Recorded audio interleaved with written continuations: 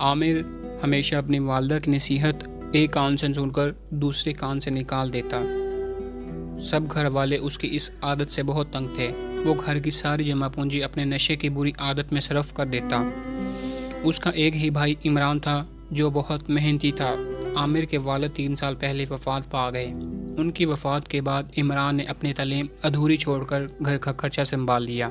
وہ صبح سویرے کام کی تلاش میں گھر سے نکل جاتا اور شام کو واپس لوٹ آتا، لیکن عامر بری صحبت میں پڑ گیا۔ اسے نشے کی لت پڑ گئی۔ اس کے گھر والوں نے اسے بہت سمجھایا، لیکن اس کے کان پر جون تک نہ رینگتی۔ اس کے دوست اسے اس کے گھر والوں کے خلاف ورگلاتے اور وہ ان کی باتوں میں آ جاتا۔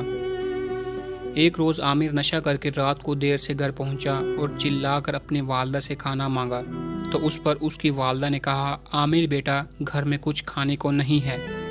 یہ سن کر عامر طیش میں آ گیا کیونکہ اسے بہت زیادہ بھوک لگ رہی تھی اور چلا کر اپنی والدہ کو برا بھلا کہنے لگا۔ عمران نے اسے روکا مگر اس نے کسی کی ایک نہ سنی۔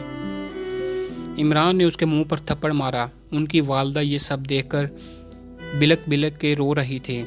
اگلی صبح ماں نے عامر سے کہا، پہلے کام کر، رقم لا، پھر گھر میں کھانا پکے گا۔ یہ سن کر عامر آگ بگولا ہو گیا اور وہ اپنی ماں کو دھکا دے کر وہاں سے باہر نکل گیا۔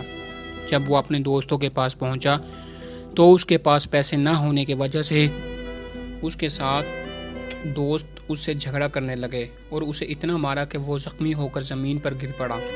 وہ گلی میں بے ہوش پڑا تھا۔ تب چاچا اکرم کا وہاں سے گزر ہوا۔ انہوں نے عامر کو اس حالت میں پایا اور وہ اسے ہسپتال لے گئے، اور وہاں سے جب اس کے گھر میں اس کی ماں کو بتایا تو وہ بہت پریشان ہوئی۔ جب عمران واپس آیا تو اس کے ہاتھ میں مٹھائی کا ڈبہ تھا اور وہ بہت خوش لگ رہا تھا کیونکہ اس کی ایک فیکٹری میں نوکری لگ گئی تھی۔ اس کی والدہ بہت خوش ہوئی، لیکن جب عمران کو عامر کی اس بات کا علم ہوا تو وہ بہت پریشان ہوا۔ اب عامر کو اپنی برے رویے اور بری صحبت کی سزا مل گئی تھی۔ وہ اب بہت برا محسوس کر رہا تھا۔ اس نے اپنی والدہ سے اپنے برے رویے اور بری صحبت کی معافی مانگی تو اس کی والدہ نے اسے معاف کر دیا۔